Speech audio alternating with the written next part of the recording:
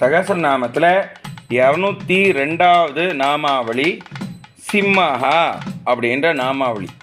இந்த நாமாவளிக்கு ஆழ்வார் ஆச்சாரியர் பெரியோர்கள் விளக்கம் என்ன கொடுத்துருக்கான்னா, சிங்க முகத்துடன் மனித உடலுடன் பெரிய நரசிம்ம வடிவம் கொண்டவர் அப்படின்னு சொல்லி நிறுத்திடுறான். இவர் தான் நாராயணன் அப்படின்றதையும் ருஜு பண்ணுறா இந்த விளக்கத்தின் மூலமாக. நரசிம்மர் தான் பிரதான கடவுள் அப்படின்றதை திருப்பி திருப்பி ஆழ்வார் ஆச்சாரியர் பெரியோர்கள்லாம் சொல்லிகிட்டே இருக்கா.